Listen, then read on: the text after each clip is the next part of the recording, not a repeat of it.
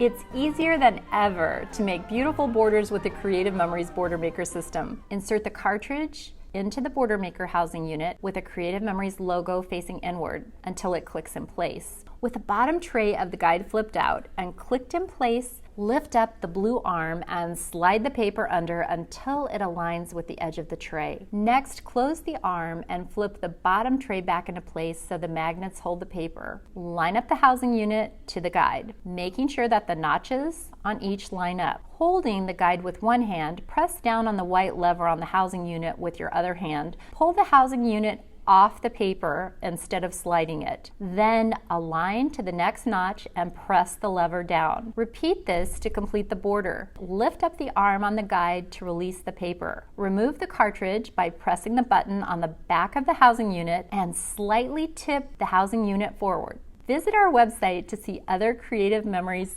Border Maker cartridges available.